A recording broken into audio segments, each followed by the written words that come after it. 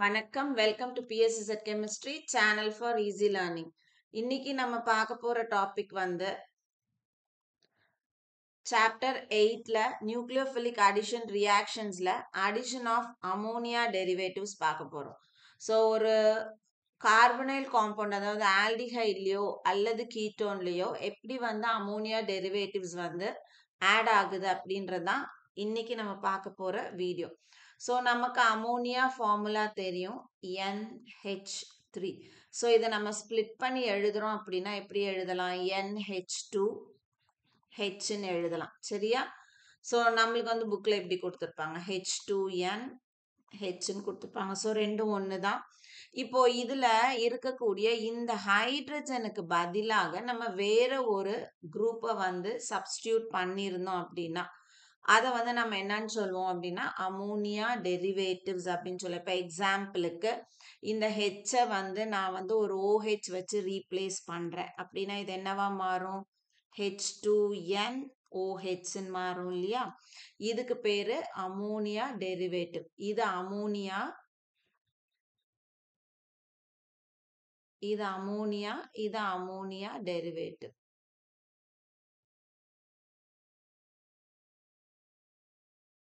இந்த மாதிரி ammonia derivatives carbonyl காம்பவுண்ட்ல react பண்ணும்போது என்ன ஆகுது அப்படின்றத பார்க்க போறோம். ஸோ இந்த இடத்துல நம்மள ஹெச்சுக்கு பதிலாக நம்ம எந்த குரூப்பை வேணாலும் என்ன பண்ண முடியும்? சப்ஸ்டியூட் பண்ணிக்கலாம், டெரிவேட்டிவ்ஸ் கொடுக்கலாம்.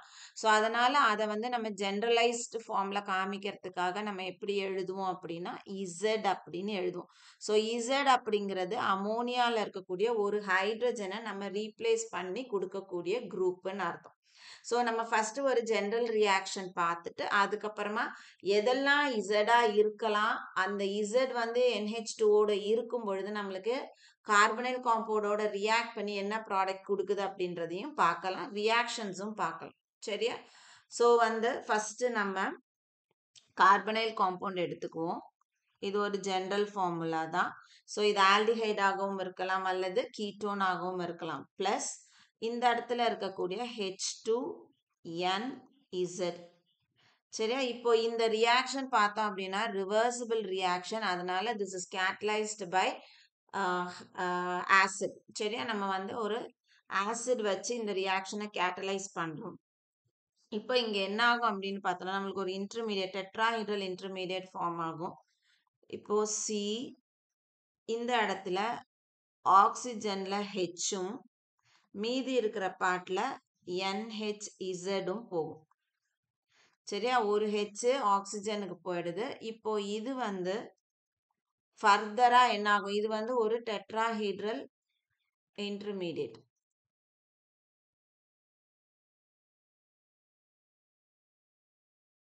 Tetrahedral intermediate. இது உடனே என்ன ஆகும்? டீஹைட்ரேஷன் அண்டர்கோ ஆகும். அதாவது ஒரு OH H வாட்டர் மாலிக்யூலா இந்த இடத்துல இருந்து என்ன ஆயிடும் அப்படின்னா ரிமூவ் ஆகும். ரிமூவ் ஆகி நமக்கு இந்த இடத்துல ப்ராடக்டை ஃபார்ம் பண்ணும் NZ. ஸோ இதுதான் நம்மளுக்கு தேவையான ப்ராடக்ட். ஸோ நம்ம ஈஸியாக ஞாபகம் வச்சுக்கிறோம் அப்படின்னா நம்மளுக்கு வந்து மெக்கானிசம்லாம் இல்லை, நம்மளுக்கு வந்து ஒரு அமோனியா டெரிவேட்டிவும் ஒரு கார்பனைல் காம்பவுண்டும் கொடுத்துருக்காங்க, நம்மள ப்ராடக்ட் எழுத சொல்கிறாங்கன்னா நம்ம சிம்பிளாக ஞாபகம் வச்சுக்க வேண்டியது இதில் இருக்க H2வும் இதில் இருக்க ஆக்சிஜனையும் நம்ம என்ன பண்ணிடலாம்? வாட்டராக ரிமூவ் பண்ணிட்டோம்னா இந்த C டபுள் பாண்டில் டைரெக்டாக N அந்த Z பார்ட்டை அப்படியே அட்டாச் பண்ணோம்னா நம்மளுக்கு ப்ராடக்ட் கிடைக்கும். சரியா? ஸோ இதில் வந்து ஈக்குவலிபிரியம் பார்த்தோம் அப்படின்னா மேக்ஸிமம் எங்கே போகும் அப்படின்னா ஃபார்வர்ட் ரியாக்ஷனுக்கு தான் போகும். அதாவது ப்ராடக்ட் ஈல்டு வந்து நம்மளுக்கு அதிகமாக கிடைக்கும். ஏன்னா இந்த இடத்துல நடுவில் இருக்கக்கூடிய இந்த டெட்ராஹைட்ரல் இன்டர்மீடியட்லேருந்து உடனே என்ன ஆயிடுது? வாட்டர் மாலிக்யூல் ரிமூவ் ஆயிடுது. So dehydration of water molecule from the tetrahedral intermediate pulls the equilibrium towards the formation of product. ஓகேவா? சரி, இப்போ நம்ம எதெல்லாம் வந்து நம்ம அமோனியா டெரிவேட்டிவ்ஸா யூஸ் பண்ணலாம், நம்மளுக்கு அதுக்கு என்ன ப்ராடக்ட் வரும்ன்றத பார்த்துட்டு அதுக்கப்புறமா ரியாக்ஷன்ஸுக்கு போகலாம். ஸோ ஃபர்ஸ்ட் பார்த்தோம் அப்படின்னா சரியா? ஸோ நான் வந்து இந்த ஆர்டர்னு கிடையாது, ரேண்டமாக கூட எழுதுறேன். ஸோ நம்மளுக்கு வந்து H2N இது வந்து ஃபார்முலா H2N இருக்க போகுது எல்லாத்துலயும். அடுத்தது Z பார்ட். சரியா? ஸோ H2Nக்கு மீதம் இருக்கிறது எல்லாமே வந்து Z பார்ட். இதுல OH இருக்குதுன்னா இதுக்கு பேரு வந்து hydroxyl amine. Hydroxyl amine. So அப்ப இதை நம்ம வந்து ஒரு கார்பனைல் காம்பவுண்ட்ல ட்ரீட் பண்ணுறோம் அப்படின்னா என்ன ஆகும்? இதுல இருக்கக்கூடிய இந்த H2 வந்து ரிலீஸ் ஆயிடும். அப்போ நம்மளுக்கு ப்ராடக்ட் என்ன ஃபார்ம் ஆயிருக்கும் அப்படின்னு பார்த்தீங்கன்னா இந்த இடத்துல டபுள் பாண்ட் NOH. ஸோ இங்க வந்து இதை எது கூட நம்ம ட்ரீட் பண்றோம்? இப்படி ட்ரீட் பண்றோம் அப்படின்னா இந்த ஹைட்ரஜனும் இந்த ஆக்சிஜனும் சரி அந்த ரெண்டு H2வும் இந்த ஆக்சிஜனும் என்ன வாட்டரா போயிடும். இப்போ இந்த டபுள் பாண்ட் டைரக்டா எண்ட்ல வந்து அட்டாச் ஆகும். அதனால தான் நம்மளுக்கு இந்த மாதிரி ப்ராடக்ட் கிடைக்குது. இதுக்கு பேர் வந்து ஆக்சிம். இந்த ப்ராடக்ட்டுக்கு பேர் ஆக்சிம். இப்போ நம்ம அசிட்டால்டிஹைடு கூட இதை போடுறோம் அப்படின்னா அசிட்டால்டிஹைடு ஆக்சிம். கீட்டோன் கூட போடுறோம். எந்த கீட்டோன் கூட போடுறோமோ அந்த கீட்டோனோட பேரை எழுதி ஆக்சிம்னு எழுதணும். ஸோ அடுத்தது செகண்ட் ஒன் பார்த்தோம் அப்படின்னா NH2 NH2. ஸோ இதுக்கு பேரு ஹைட்ரஜீன். ஸோ அப்போ நம்மளுக்கு ப்ராடக்ட் இது என்ன கிடைக்கும்? இந்த பார்ட் ரிமூவ் ஆயிருக்கும். So double bond NH2. இதுக்கு பேர் இது ஹைட்ரஜீன் அப்படின்னா இந்த இடத்துல நம்ம ஹைட்ரசோன்னு எழுதணும். ONE. அடுத்தது தேர்ட் ஒன். நம்மளுக்கு எக்ஸாம்ல என்ன கேட்பாங்களோ நம்ம அதை வச்சு அதுக்கு தகுந்த மாதிரி தான் நம்ம இங்க எழுதுறோம். So NH2 NH CO NH2. So இதுக்கு பேரு செமி கார்பசைடு. செமி கார்பசைடு. ஸோ அப்போ ப்ராடக்ட் என்ன நம்மளுக்கு கிடைக்கும்? இந்த ஹைட்ரஜன் ரெண்டும் வெளியில போயிருக்கும். So C double bond NH CO NH2. அப்போ இதுக்கு பேர் என்ன இருக்கும்? IDEக்கு பதிலா ONE நம்ம எழுத போறோம். செமி கார்பசோன். அடுத்தது ஃபோர்த் ஒன்.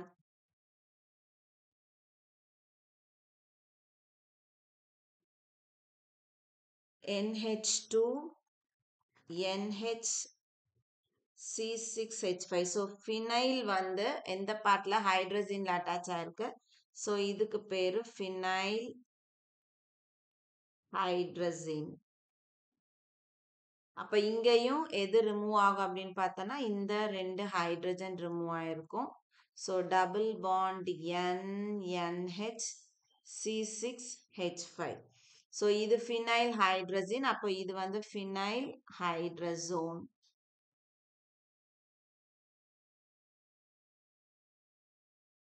அடுத்தது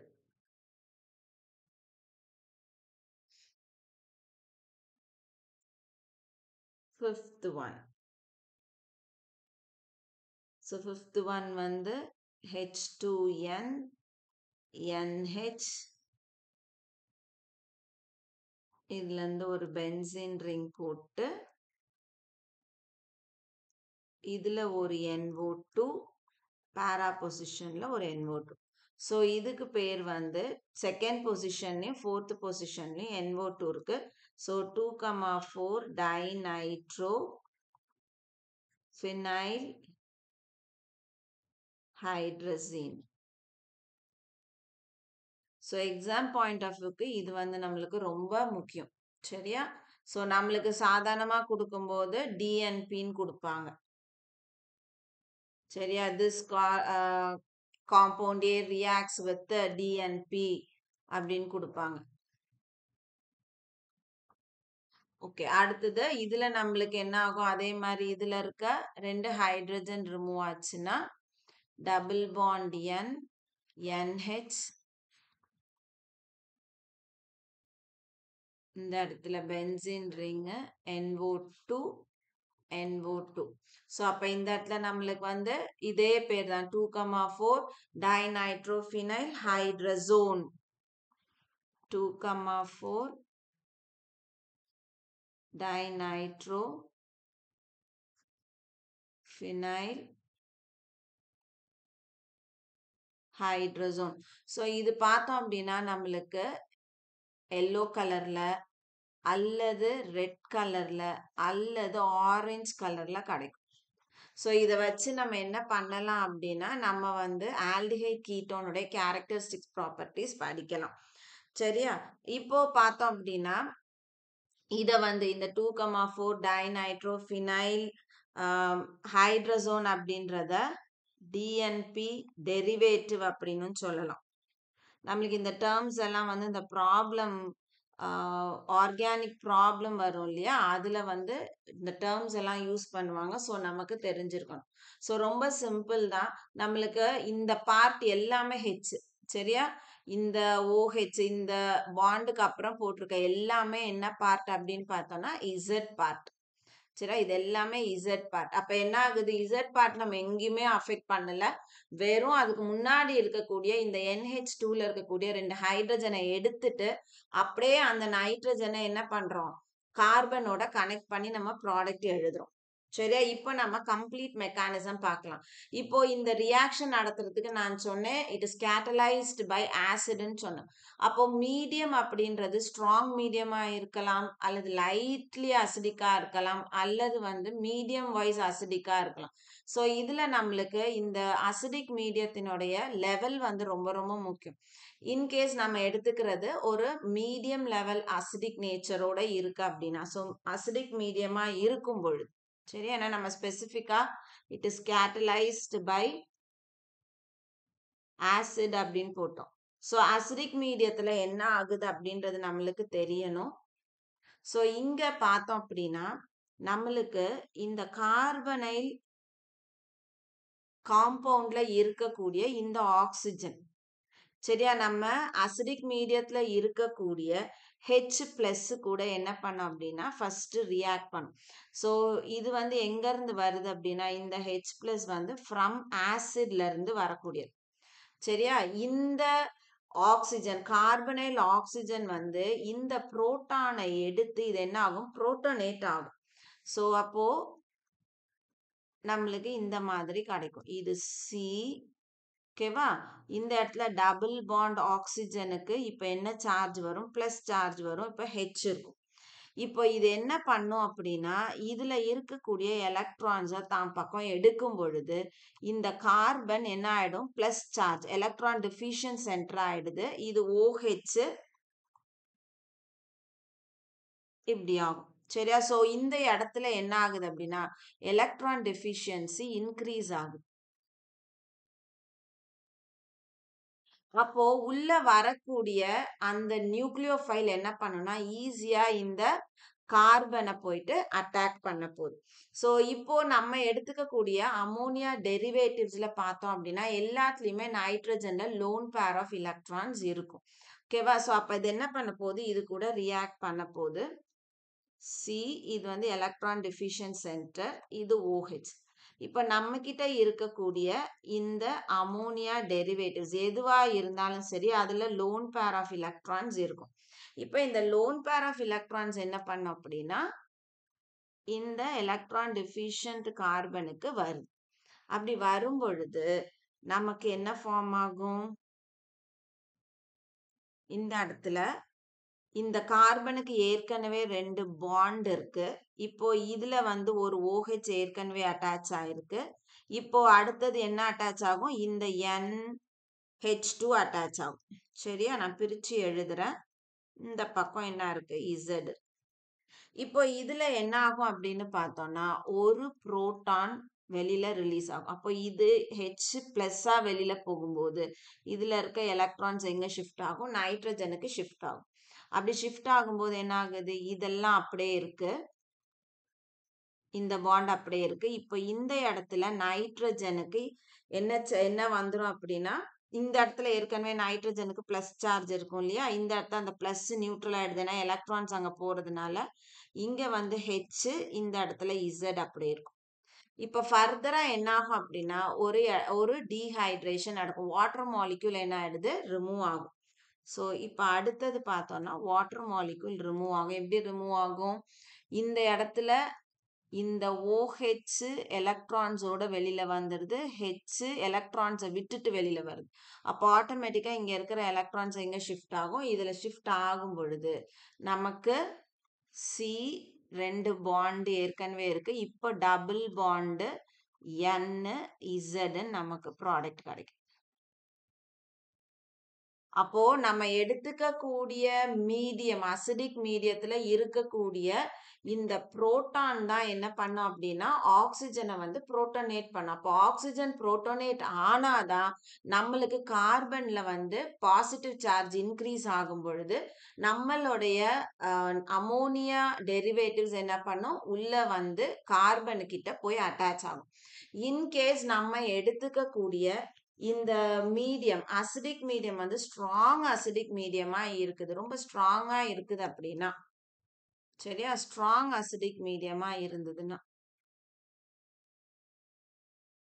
ஸ்ட்ராங்லி அசிடிக்கா இருந்ததுன்னா மீடியம், அப்படி இருக்கும் பொழுது என்ன ஆகும், இந்த அமோனியா டெரிவேட்டிவ்ஸ் என்ன பண்ணும் அப்படின்னா நம்ம எடுத்துக்கக்கூடிய அந்த ஆசிட்ல இருக்கக்கூடிய H+. ஸோ இது வந்து ஃப்ரம் ஆசிட்.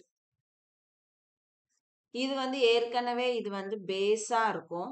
ஸோ பேசிக் மீடியமா இருக்கனால இதுல இருக்கக்கூடிய லோன் பேர் ஆஃப் எலக்ட்ரான்ஸ் எதை போய் அப்ஸ்ட்ராக்ட் பண்ணும், ஆசிட்ல இருக்கக்கூடிய H+ அப்ஸ்ட்ராக்ட் பண்ணி நம்மளுக்கு அமோனியம் சால்ட்டா ஃபார்ம் பண்ண ஆரம்பிச்சோம். ஸோ அமோனியம் சால்ட்னா NH3 பிளஸ் Z. அப்போ இந்த இடத்துல நைட்ரஜனுக்கு என்ன இருக்காது அப்படின்னா இது வந்து அமோனியம் சால்ட். அப்போ இங்க இருக்கக்கூடிய நைட்ரஜன்ல என்ன இருக்காது, no lone pair of electrons. Lone pair இருந்தாதான் இது என்ன பண்ண முடியும், டெஃபிஷியன்ட் கார்பனை போய் அட்டாக் பண்ண முடியும். இதுல லோன் பேர் இல்லாததுனால இது போய் என்ன பண்ணாது, கார்பன் கிட்ட போவாது, போய் அந்த இடத்துல கார்பன் போய் அட்டாச் பண்ண முடியாது. அதனால இங்க no reaction will takes place. அப்போ ஒரு ரியாக்ஷன் நடக்கணும் அப்படின்னா அதுவும் ஸ்பெசிபிக்கா இந்த இடத்துல ரியாக்ஷன் நடக்கணும் அப்படின்னா மீடியம் அசிடிக் மீடியத்தினுடைய ஸ்ட்ரென்த் வந்து ரொம்ப ரொம்ப முக்கியம். ஸோ அதனால நம்ம அதனுடைய பிஹெச்சை வந்து நம்ம எந்த அளவுக்கு கரெக்டா வச்சு மேனேஜ் பண்றோமோ அதுக்கு தகுந்த மாதிரி தான் நம்மளுக்கு ரியாக்ஷன் நடக்கிறதும் நடக்காம போறதும். ஸோ அதனால நம்ம அமோனியா டெரிவேட்டிவ்ஸை நம்ம கார்பனைல் காம்பவுண்ட் கூட ட்ரீட் பண்ணும் பொழுது பிஹெச் ரேஞ்ச் வந்து கண்டிப்பா நம்ம மெயின்டைன் பண்ணோம். ஸோ பிஹெச் வந்து 3ல இருந்து 4க்குள்ள இருக்கலாம். ஸோ அப்ராக்சிமேட்லி பார்த்தோம்னா 3.5 பிஹெச் நம்ம மெயின்டைன் பண்ணும் பொழுது மீடியத்தினுடைய நம்ம எடுத்துக்கக்கூடிய அசிடிக் மீடியத்தினுடைய பிஹெச் வந்து அப்ராக்சிமேட்டா 3.5ல இருந்தது அப்படின்னா நம்மளுக்கு வந்து நம்மளுடைய ப்ராடக்ட் ஈல்டு வந்து நல்லா கிடைக்கும், இல்லைன்னா ரியாக்ஷன் வந்து நடக்காமலே போகலாம்.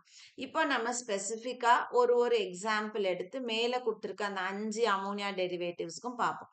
நான் வந்து ஒண்ணு உங்களுக்கு ஃபுல் ஃபிளெஜ்டா எழுதுறேன், இன்னொன்னு வந்து ரியாக்டன்ஸ் எழுதுறேன். நீங்க ப்ராடக்ட்டை வந்து பேப்பர்ல ப்ராக்டிஸ் பண்ணிக்கோங்க, அப்போ உங்களுக்கு ஈஸியா இருக்கும். சரியா?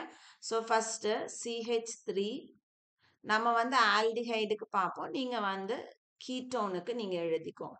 ஸோ பிளஸ் ஃபர்ஸ்ட் நம்ம வந்து என்ன எழுதியிருப்போம், ஹைட்ராக்சில் அமீன் எழுதியிருக்கோம் இல்லையா? So H2NOH. ஸோ நம்ம வந்து மெக்கானிசம்லாம் எதுவுமே போட தேவையில்ல, டைரக்ட் ப்ராடக்ட் போயிடலாம். அப்படியே நீங்க வாட்டரை வந்து ரிமூவ் பண்ணா போதும். ஸோ மெக்கானிசம் வந்து நம்மளுக்கு வந்து புரிஞ்சுக்கிறதுக்காக மட்டும்தான். இன்கேஸ் நீங்க காம்படிட்டிவ் எக்ஸாம்ஸ் போறீங்க, ஏதாவது இன்டெப்த் கொஸ்டின்ஸ் அதுல இருந்து வருது அப்படின்னா உங்களுக்கு எழுதுறதுக்காக. ஸோ இப்போ இதுல இருக்க OH2 ரிமூவ் ஆயிடுது. ஸோ வாட்டர் மாலிக்யூல் ரிமூவ் ஆயிடுது. இது எல்லாமே இன் பிரசன்ஸ் ஆஃப் ஆசிட் தான். அப்போ நம்மளுக்கு ப்ராடக்ட் என்ன கிடைக்கும், CH3CH. இந்த இடத்துல டபுள் பாண்ட் NOH. ஸோ பேர் இதுக்கு எப்படி எழுதணும், இது வந்து நீங்க அசிட்டால்டிஹைடுன்னு எழுதலாம், அல்லது இது எத்தனால் அப்படின்னு எழுதலாம். நீங்க இதை எத்தனால் எடுத்தீங்கன்னா அந்த பேர் எழுதுங்க, அசிட்டால்டிஹைடுன்னு போட்டீங்கன்னா அந்த பேர் எழுதுங்க. ஸோ எத்தனால், இது வந்து ஆக்சிம் இல்லையா? ஸோ எத்தனால் ஆக்சிம், இதுக்கு பேர் இல்லைன்னா அசிட்டால்டிஹைட் ஆக்சிம். இதே நீங்க கீட்டோனுக்கு நீங்க எழுதி பிராக்டிஸ் பண்ணலாம். சரியா? CH3 double bond O plus H2NOH. So சிமிலராக நீங்கள் என்ன பண்ணணும், வாட்டர் மாலிக்யூலை ரிமூவ் பண்ணிட்டு ப்ராடக்ட் எழுதணும். அப்போ இதுக்கு ப்ராடக்ட் என்ன வரும் பேர், இந்த பார்ட் அசிட்டோன் பார்ட்டு. ஸோ இது வந்து ப்ரொப்பனோன் அப்படின்னு நம்ம சொல்லலாம். அப்போ ப்ரொப்பனோன் ஆக்சன். சரியா, ப்ராடக்ட் நீங்க ப்ராக்டிஸ் பண்ணுங்க. அடுத்தது இது வந்து 1ன்னு எடுத்துக்குவோம். அடுத்தது 2க்கு வரோம். 2 வந்து ஆல்டிஹைடுக்கு நான் எழுதுறேன், நீங்க வந்து கீட்டோனுக்கு எழுதுங்க. Plus ஹைட்ரஜீன் H2N NH2 hydrazine. So இதுவும் in presence of H plus. அப்போ என்ன ரிமூவ் ஆகும், இந்த இடத்துல வாட்டர் ரிமூவ் ஆகும். ஸோ சிம்பிள் ஈக்குவேஷன்ஸ் தான் இதெல்லாம்.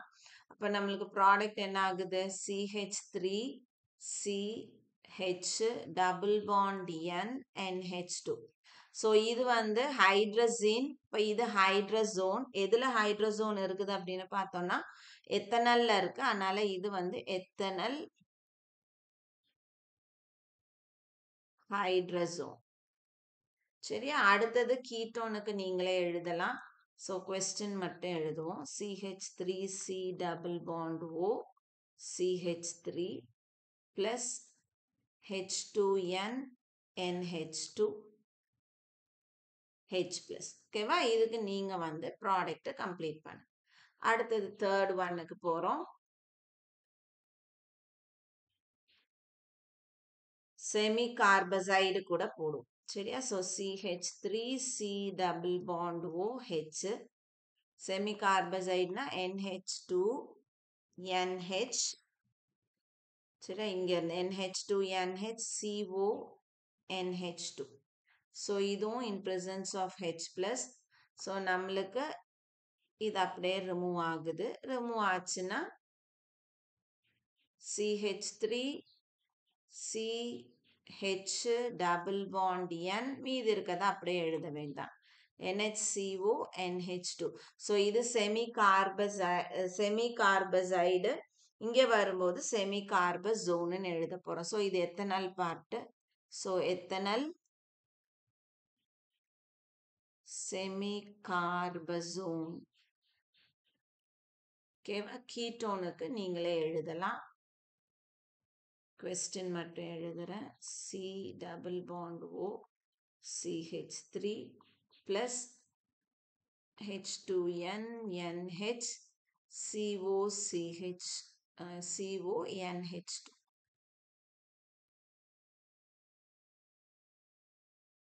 in presence of H plus. இதை கம்ப்ளீட் பண்ணு. ஸோ ப்ராக்டிஸ் பண்ணும் பொழுது நம்மளுக்கு அது இன்னும் வந்து யூஸ்ஃபுல்லாக இருக்கும். ஃபோர்த் ஒன் வந்து ஃபினைல் கார்பசோன் கொடுத்துருக்கோம் இல்லையா, ஃபினைல் ஹைட்ரஜீன் கொடுத்துருக்கோம்.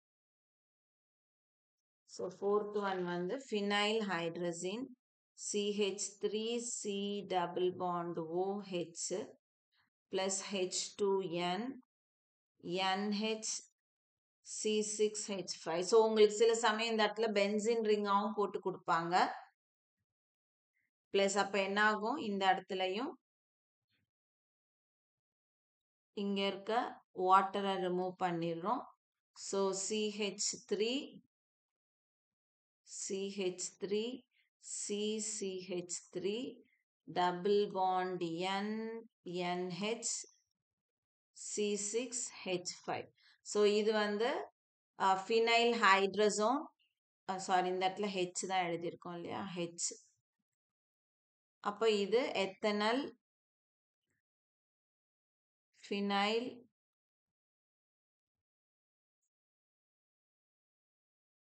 ஹைட்ரசோன். ஸோ அசிட்டோன் நீங்களே எழுதுங்க.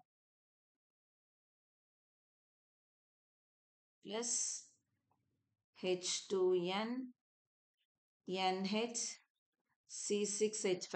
சில சமயம் இதை இப்படி கொடுத்துருப்பாங்க, ஒரு பென்சின் ரிங் கொடுத்துருப்பாங்க, இதுல NH இருக்கும், அப்புறம் NH2 இருக்கும்.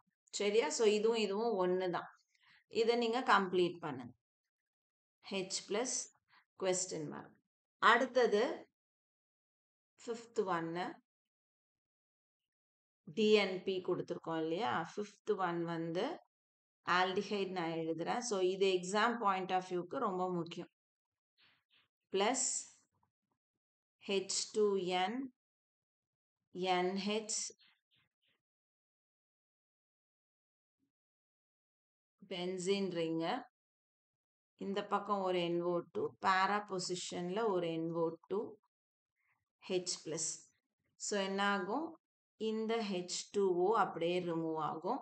ஸோ நம்மளுக்கு ப்ராடக்ட் என்ன எழுதுவோம்? CH3CH double bond N NH. So benzene ring, பேரால ஒரு NO2, இதில் ஒரு NO2. ஸோ இது 2,4 டைநைட்ரோஃபினைல் ஹைட்ரசின். இது வந்து ஹைட்ரோசோன் பார்ட்டு அசிட்டால்டிஹைடில், அதாவது எத்தனல்ல இருக்கனால இதுக்கு பேர் எத்தனல். 2,4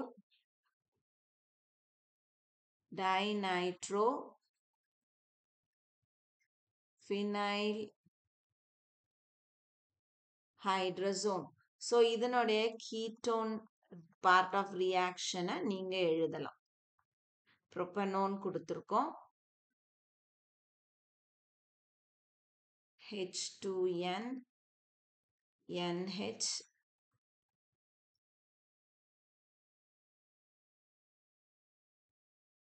NO2 NO2 H+. சரியா? ஸோ இதுதான் வந்துட்டு addition of ammonia derivatives to carbonyl compounds, அதாவது ஆல்டிஹைட்ஸ் அண்ட் கீட்டோன். ஸோ இது வந்து நம்மளுக்கு இந்த பார்ட் நம்மளுக்கு தெரிஞ்சுது அப்படின்னா நம்ம ஈக்குவேஷன்ஸ் வந்து ஈஸியாக எழுதிடலாம். ரொம்ப ரொம்ப முக்கியமான ஒரு பார்ட் இது வந்து எக்ஸாமில், போர்டு எக்ஸாமில், அதுவும் முக்கியமாக இந்த 2,4 வந்து நிறைய தடவை கேட்பாங்க. அதே மாதிரி இந்த செமி கார்பசைடும் வந்து நம்மளுக்கு கொஸ்டின் பேப்பரில் வரும். ஸோ மேக்ஸிமம் பார்த்தீங்க அப்படின்னா ஸ்டேட்மெண்ட்டில் வரும், அப்படி இல்லைன்னா கம்ப்ளீட் த ரியாக்ஷனில் வரும். ரொம்ப ஈஸியும் கூட. ஸோ இந்த வீடியோ உங்களுக்கு கண்டிப்பாக யூஸ்ஃபுல்லான வீடியோவாக இருந்திருக்கும்னு நினைக்கிறேன். வீடியோ பிடிச்சிருக்கு அப்படின்னா லைக் பண்ணுங்கள், கமெண்ட் பண்ணுங்கள், ஷேர் பண்ணுங்கள். மறக்காம சேனலை சப்ஸ்கிரைப் பண்ணுங்கள். இதே மாதிரி இன்னொரு டாப்பிக்கோட நெக்ஸ்ட் வீடியோவில் உங்களை பார்க்குறேன். தேங்க்யூ.